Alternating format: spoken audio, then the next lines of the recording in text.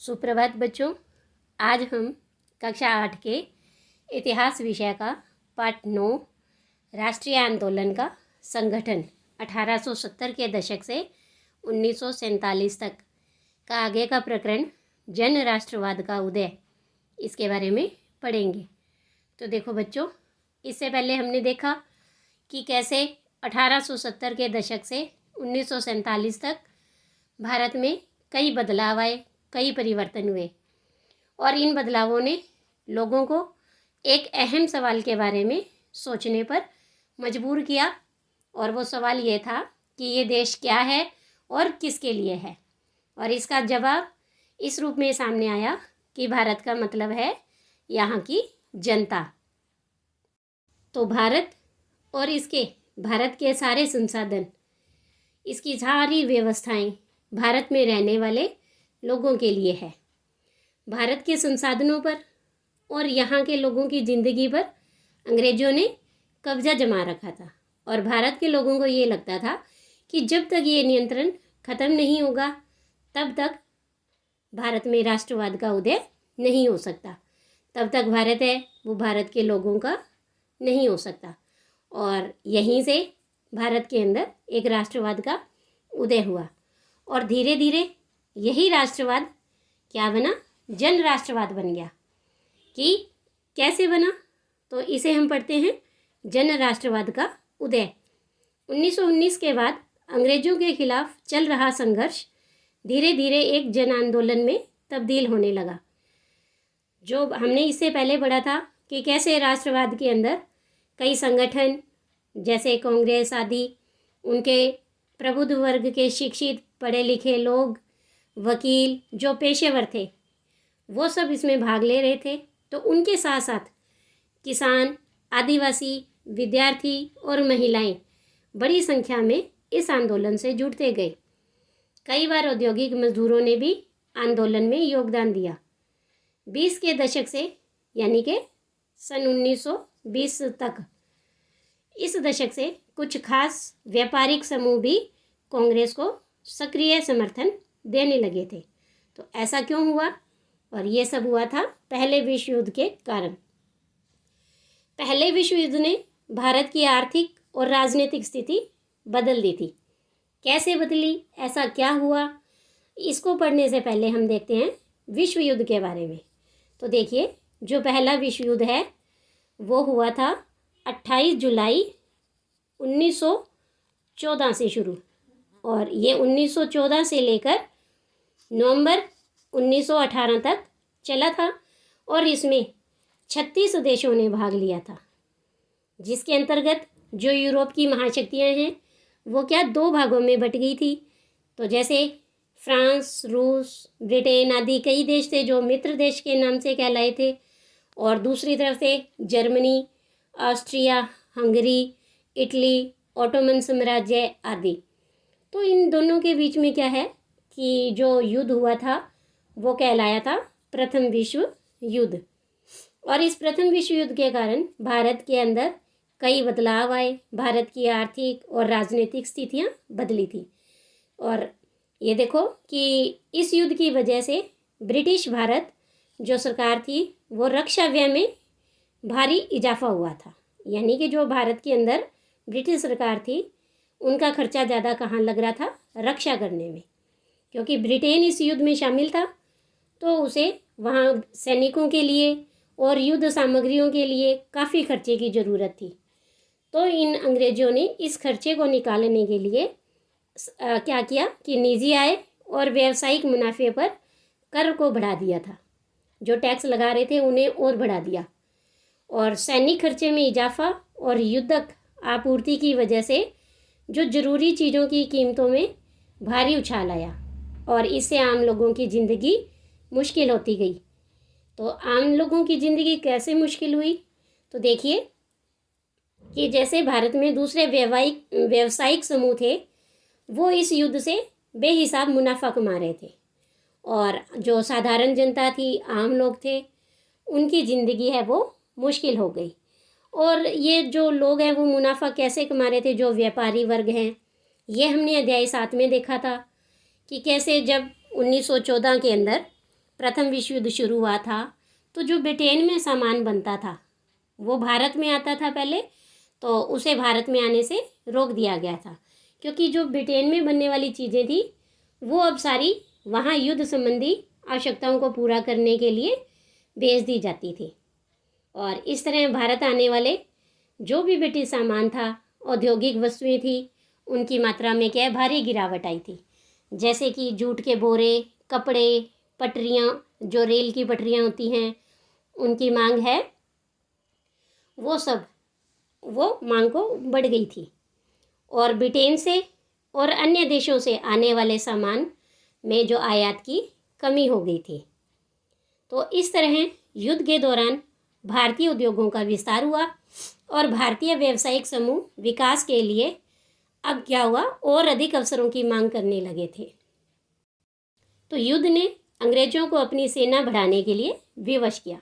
यानी जब 1914 में युद्ध शुरू हुआ और ये युद्ध काफ़ी लंबा चला 1918 तक, तब क्या है, अंग्रेजों को अपनी सेना बढ़ानी थी, मजबूरी में उन्हें बढ़ानी पड़ी, क्योंकि वहाँ भी उन्हें सैनिकों की आवश्यकता थी उस युद्ध के लिए। तब एक विदेशी युद्ध के खातिर गांवों में सिपाहियों की भर्ती के लिए अब दबाव डाला जाने लगा, क्योंकि अंग्रेज क्या है कि भारतीयों को उस युद्ध में लड़ने के लिए भेज रहे थे। तो बहुत सारे सिपाहियों को दूसरे देशों में युद्ध के मोर्चों पर भेज दिया गया और इनमें से बहुत सारे सिपाही युद्ध के बाद यह समझदारी लेकर लौटे कि साम्राज्यवादी शक्तियाँ एशिया और अफ्रीका के लोगों का किस तरह शोषण कर रही है। फलस्वरूप ये लोग भी भारत में इस औपनिवेशिक शासन का विरोध करने लगे थे। इसके अलावा 1917 में रूस में क्रांति हुई थी। तो इस घटना के चलते किसानों और मजदूरों के संघर्षों का समाचार और समाजवादी विचार ये बड़े पैमाने पर अब फैलने लगे थे, जिससे भारतीय राष्ट्रवादियों को नई प्रेरणा मिलने लगी थी। और इस तरह से अब भारत की राजनीति में महात्मा गांधी का आगमन हुआ। तो देखो, इन्हीं हालात में महात्मा गांधी एक जन नेता के रूप में सामने आए। गांधी जी 46 वर्ष की उम्र में 1915 में दक्षिण अफ्रीका से भारत लौटे थे। यानी वो पहले कहाँ थे, दक्षिण अफ्रीका में, वहाँ वकालत कर रहे थे। तो वे वहाँ पर नस्ल भेदी पाबंदियों के खिलाफ अहिंसक आंदोलन चला रहे थे, यानी बिना हिंसा किए वे शांति के मार्ग पर चलकर। और अंतर्राष्ट्रीय स्तर पर उनकी अच्छी मान्यता थी और लोग उनका आदर करते थे और गांधी जी इस आंदोलन में सफल भी रहे। तो दक्षिणी अफ्रीकी आंदोलनों की वजह से उन्हें हिंदू, मुसलमान, पारसी, ईसाई, गुजराती, तमिल और उत्तर भारतीय, उच्च वर्गीय व्यापारी, वकील और मजदूर, सब तरह के भारतीयों से मिलने जुलने का मौका मिल चुका था। तो सबसे पहले उन्होंने भारत में आने के बाद जो उनका पहला साल था, उन्होंने पहले साल पूरे भारत का दौरा किया और इस दौरान वे यहाँ के लोगों, उन लोगों की ज़रूरतों और हालात को समझने में लगे रहे। उनके शुरुआती प्रयास चंपारण, खेड़ा और अहमदाबाद के स्थानीय आंदोलनों के रूप में सामने आए।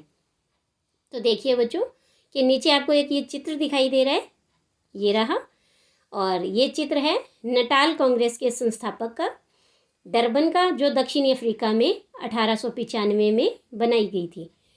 तो देखिए कि कैसे 1895 में अन्य भारतीयों के साथ महात्मा गांधी ने नस्ल भेद का विरोध करने के लिए एक कांग्रेस का गठन किया था, जिसका नाम था नटाल कांग्रेस। आप देखिए, क्या आप इस चित्र में गांधी जी को पहचान सकते हैं? तो देखिए ध्यान से कि क्या हम इस चित्र में गांधी जी को पहचान पाएंगे, क्योंकि हमारे सामने क्या है, जब भी हम गांधी जी का नाम लेते हैं तो चश्मा लगाए, हाथ में लाठी लिए हुए, धोती पहने हुए हमें गांधी जी दिखाई देते हैं, हम उन्हीं की कल्पना करते हैं।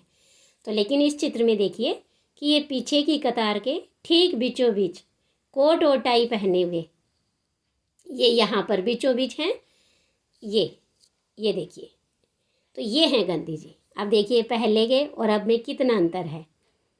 तो इस तरह से वो गांधी जी हैं, वो भारत की राजनीति में आए।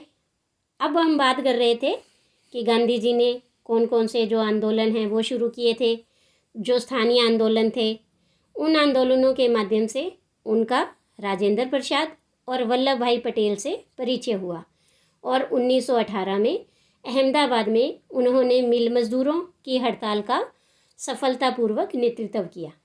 आइए अब हम 1919 से 1922 के बीच के जो भी आंदोलन चले उन आंदोलनों को कुछ गहराई से समझते हैं। तो सबसे पहले है रॉलेट सत्याग्रह। 1919 में गांधी जी ने अंग्रेजों द्वारा हाल ही में पारित किए गए रॉलेट कानून के खिलाफ सत्याग्रह का आह्वान किया। यह कानून अभिव्यक्ति की स्वतंत्रता जैसे मूलभूत अधिकारों पर अंकुश लगाने और पुलिस को और ज़्यादा अधिकार देने के लिए लागू किया गया था। यानी कि ये जो कानून है रॉलेट एक्ट, वो हमारी अभिव्यक्ति यानी बोलने की जो स्वतंत्रता है, ये हमारा मूलभूत अधिकार है, उस पर अंकुश लगाने के लिए और पुलिस को और ज़्यादा छूट देने के लिए लागू किया गया था। और कब किया गया था ये? 1919 में, जिसे काला कानून भी कहा जाता है, क्योंकि जो भारत की ब्रिटिश सरकार है उन्होंने इस तरह के जो ये राष्ट्रीय आंदोलन चल रहे थे उस राष्ट्रीय आंदोलन को कुचलने के लिए बनाया था। यानी कि इसके अनुसार वे किसी भी भारतीय को अदालत के अंदर बिना मुकदमा चलाए उसे जेल में बंद कर सकते थे। तो इसी के खिलाफ उन्होंने आह्वान किया था गांधी जी ने।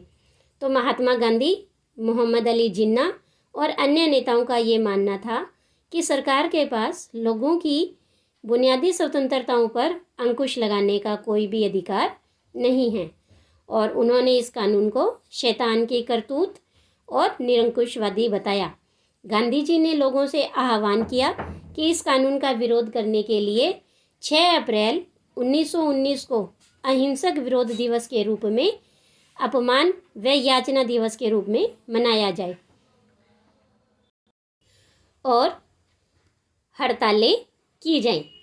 तो आंदोलन शुरू करने के लिए ऐसी कई सत्याग्रह सभाओं का गठन किया गया। रॉलेट सत्याग्रह ब्रिटिश सरकार के खिलाफ पहला अखिल भारतीय संघर्ष था। हालांकि ये मोटे तौर पर शहरों तक ही सीमित था। अप्रैल 1919 में पूरे देश में जगह जगह जुलूस निकाले गए, हड़तालों का आयोजन किया गया और सरकार ने इन आंदोलनों को कुचलने के लिए एक दमनकारी रास्ता अपनाया। बैसाखी के दिन यानी 13 अप्रैल के दिन अमृतसर में जनरल डायर द्वारा जलियांवाला बाग में किया गया हत्याकांड इसी दमन का हिस्सा था। इस जनसंहार पर रविंद्रनाथ टैगोर ने अपनी पीड़ा और गुस्सा जताते हुए नाइटहुड की उपाधि वापस लौटा दी थी। तो देखिए कि नाइटहुड की जो उपाधि है वो ब्रिटिश राजा या रानी के द्वारा किसी ऐसे व्यक्ति को दी जाती थी जिसने कोई स्पेशल व्यक्तिगत सफलताएं प्राप्त की हों या लोगों के लिए कोई जनसेवा के लिए दी जाने वाली उपाधि थी, यानी लोगों के लिए काम किया हो। तो रविंद्रनाथ टैगोर ने भी अपना गुस्सा दिखाते हुए इस उपाधि को वापस लौटा दिया था। तो ये देखिए कि यहाँ आपको एक चित्र दिखाई दे रहा है कि ये वो स्थान है जहाँ पर जनरल डायल ने लोगों की सभा पर गोलियाँ चलाई थी और बाद में ये चित्र बनाया गया और इस चित्र में जो लोग हैं आपको वो दिखाई दे रहे हैं, इशारा कर रहे हैं इन गोलियों की तरफ। ये देखिए आपको इन दीवारों पर ऐसे निशान दिखेंगे कि ये लोग हैं इन गोलियों के निशानों की तरफ इशारा कर रहे हैं। तो ऐसे ही कि जलियांवाला बाग हत्याकांड के बारे में जानकारी इकट्ठा करें, जलियांवाला बाग क्या है, किस तरह के अत्याचार हुए और ये अत्याचार कैसे हुए। तो देखो हमने अभी पढ़ा कि 13 अप्रैल 1919 के दिन, बैसाखी वाले दिन, रॉलेट एक्ट के विरोध में सभा करने के लिए कई लोग हैं वो अमृतसर के जलियांवाला बाग में इकट्ठे हुए थे और इस बाग में आने और जाने के लिए एक ही छोटा सा संकरा सा रास्ता था। तो जनरल डायर ने क्या किया कि बिना चेतावनी दिए इन निर्दोष नागरिकों पर गोली चलाने का आदेश दे दिया और इन नागरिकों में महिलाएं और बच्चे भी शामिल थे और हजारों की संख्या में जो लोग हैं वो मारे गए थे। अब देखो उसने गोली चलाने का ऐसा कार्य क्यों किया? क्योंकि अमृतसर में पहले से ही मार्शल लॉ लगा हुआ था। तो मार्शल लॉ का मतलब होता है कि सैनिक कानून, कि किसी देश में या कोई देश का ऐसा हिस्सा जहां शासन और नियंत्रण का जो कार्य है या अधिकार है वो सैन्य बलों के पास हो। तो मार्शल लॉ लगा हुआ था। तो जनरल डायर ने क्या किया कि इस कानून का उल्लंघन करने वालों को सबक सिखाने के लिए कुछ सैनिकों के साथ इस बाग में प्रवेश किया और उस रास्ते को बंद कर दिया और भीड़ पर अंधाधुंध गोलियां चलाई थी। तो इसके बाद देखिए आगे है कि जो ये रोलैक्ट एक्ट है उसके दौरान लोगों ने ब्रिटिश शासन के खिलाफ हिंदुओं और मुसलमानों के बीच एकता बनाए रखने के प्रयास भी किए। महात्मा गांधी भी यही चाहते थे और उनकी राय में भारत और यहाँ रहने वाले सभी लोगों यानी कि हिंदुओं, मुसलमानों और अन्य धर्म के लोगों का देश है। उनकी ये गहरी आकांक्षा थी कि हिंदू और मुसलमान किसी भी न्यायपूर्ण उद्देश्य के लिए एक दूसरे का समर्थन करें। इसके बाद आता है खिलाफत आंदोलन और असहयोग आंदोलन। अब देखिए खिलाफत का जो मुद्दा है वो भी इसी तरह का ही एक ज्वलंत मुद्दा था। 1920 में अंग्रेजों ने तुर्की के सुल्तान यानी खलीफा पर बहुत सारी संधियां थोप दी थी। जलियांवाला बाग हत्याकांड की तरह इस घटना पर भी भारत के लोगों में काफ़ी गुस्सा था। भारत में रहने वाले मुसलमान यह चाहते थे कि जो पुराना ओटोमन साम्राज्य है और वहाँ के पवित्र मुस्लिम स्थानों पर खलीफा का नियंत्रण बना रहना चाहिए। तो खिलाफत आंदोलन के नेता जैसे मोहम्मद अली, शौकत अली अब एक सर्वव्यापी असहयोग आंदोलन शुरू करना चाहते थे। गांधी जी ने उनके इस आह्वान का समर्थन किया और कांग्रेस से आग्रह किया कि वे पंजाब में जो अत्याचार हुए थे, जलियांवाला बाग हत्याकांड जैसे और खिलाफत के मामले में जो अत्याचार हुए, उन अत्याचारों के विरुद्ध मिलकर एक अभियान चलाएं और स्वराज की मांग करें। तो 1921 और 22 के दौरान असहयोग आंदोलन को और गति मिली। हजारों विद्यार्थियों ने सरकारी स्कूल कॉलेज छोड़ दिए। मोतीलाल नेहरू, C.R. दास, C. राजगोपालाचारी, आसफ अली जैसे बहुत सारे वकीलों ने वकालत छोड़ दी थी। अंग्रेजों द्वारा दी गई उपाधियों को वापस लौटा दिया और विधानमंडलों का बहिष्कार किया। जगह जगह लोगों ने विदेशी कपड़ों की होली जलाई। 1920 से 22 के बीच विदेशी कपड़ों के आयात में भी गिरावट आई, परंतु यह तो आने वाले तूफान की सिर्फ एक झलक थी। देश के ज़्यादातर हिस्से एक भारी विद्रोह के मुहाने पर खड़े थे। तो देखो हमने ये देखा कि गांधी जी है वो अहिंसा के समर्थक थे। तो गांधी जी का खुद का क्या कहना था कि अहिंसा से क्या तात्पर्य है, अहिंसा किसी संघर्ष का आधार कैसे बन सकती थी। तो इस बारे में गांधी जी का ये कहना था कि प्रतिफल की मामूली सी भी इच्छा किए बिना लगातार अच्छे काम करते जाने से अहिंसा का जन्म होता है और यही अहिंसा का सबसे अमूल्य सबक है। दक्षिणी अफ्रीका में मैंने अन्याय और अत्याचार को रोकने के उद्देश्य से पीड़ा के अनंत सिद्धांत को सीख लिया है, यानी कि अहिंसा से हमें बदले में क्या है, पीड़ा मिल सकती है। तो इसका सकारात्मक आशय क्या होगा, अहिंसा। और इसके लिए आपको किसी भी व्यक्ति के हाथों खुशी खुशी पीड़ा सहने के लिए तैयार रहना चाहिए। आप किसी के प्रति दुर्भावना नहीं रखेंगे, यहाँ तक कि आपके साथ बुरा करने वालों के साथ भी नहीं। तो इस तरह से गांधी जी है वो अहिंसा की परिभाषा बताते हैं। लोगों की पहलकदमी, इसके बाद है कि कई जगहों पर लोगों ने इन ब्रिटिश शासन का अहिंसक तरीके से विरोध किया, लेकिन कई स्थानों पर विभिन्न वर्गों और समूहों ने गांधी जी के आह्वान को अपने हिसाब से अलग अलग अर्थ निकाले और इस तरह के रास्ते अपनाए जो गांधी जी के विचारों से मेल नहीं खाते थे। तो सभी जगह लोगों ने अपने आंदोलनों को स्थानीय मुद्दों के साथ जोड़कर आगे बढ़ाया। आइए ऐसे ही कुछ उदाहरण देखते हैं हम। खेड़ा गुजरात के अंदर है जो, वहाँ पाटीदार किसानों ने अंग्रेजों द्वारा थोपे गए भारी लगान के खिलाफ अहिंसक अभियान चलाया। आंध्र प्रदेश और तमिलनाडु के भीतरी भागों में शराब की दुकानों पर घेरेबंदी की गई। तो देखो कि घेरेबंदी का मतलब होता है जैसे कि कोई इमारत है या कोई दुकान है, उसमें लोगों को जाने से रोकने के लिए जो प्रदर्शन करते हैं उसे घेरेबंदी कहते हैं। ऐसे ही आंध्र प्रदेश के गुंटूर जिले में आदिवासी और गरीब किसानों ने बहुत सारे वन सत्याग्रह किए। इन सत्याग्रहों में कई बार वे चराई शुल्क अदा किए बिना ही अपने जानवरों को जंगल में छोड़ देते थे और उनका विरोध इसलिए था कि औपनिवेशिक सरकार ने वन संसाधनों पर उनके अधिकारों को बहुत सीमित कर दिया था। उन्हें यकीन था कि गांधी जी उन पर लगे कर कम करा देंगे और वन कानूनों को भी ख़त्म करा देंगे। बहुत सारे वन गांवों में किसानों ने स्वराज का ऐलान कर दिया, क्योंकि उन्हें उम्मीद थी कि गांधी राज जल्दी ही स्थापित होने वाला है। सिंध, जो कि अभी वर्तमान पाकिस्तान में है, सिंध में भी मुस्लिम व्यापारी और किसान खिलाफत के आह्वान पर बहुत उत्साहित थे। बंगाल में भी खिलाफत असहयोग के गठबंधन ने जबरदस्त सांप्रदायिक एकता को जन्म दिया और राष्ट्रीय आंदोलन को नई ताकत प्रदान की गई। तो इस तरह से जो ये राष्ट्रीय आंदोलन है वो आगे बढ़ता रहा। पंजाब में सिखों के अकाली आंदोलन ने अंग्रेज़ों की सहायता से गुरुद्वारों में जमे बैठे भ्रष्ट महंतों को हटाने के लिए आंदोलन चलाया। महंत देखिए कि जैसे जो सिख गुरुद्वारे होते हैं, उन गुरुद्वारों के जो धार्मिक कर्ता धर्ता होते हैं उन्हें महंत कहते हैं। तो जो सिखों के अकाली आंदोलन था, उन्होंने इन महंतों को हटाने के लिए ऐसे ही कई आंदोलन चलाई। यह आंदोलन असहयोग आंदोलन से काफ़ी घनिष्ठ रूप से जुड़ा हुआ दिखाई देता था। असम में गांधी महाराज की जय के नारे लगाते हुए चाय बागान मजदूरों ने अपनी तनख्वाह में इजाफे की मांग शुरू कर दी थी। उन्होंने अंग्रेजी स्वामित्व वाले बागानों की नौकरी छोड़ दी थी। उनका कहना था कि गांधी जी भी यही चाहते हैं, और उस दौर के बहुत सारे असमिया वैष्णव गीतों में कृष्ण की जगह गांधी राज का यशगान किया जाने लगा था।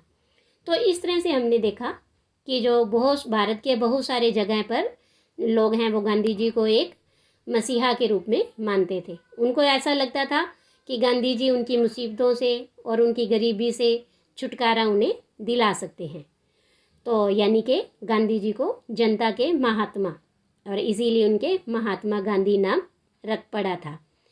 तो महात्मा गांधी के बारे में हम अगली वीडियो में पढ़ेंगे। आज के लिए इतना ही।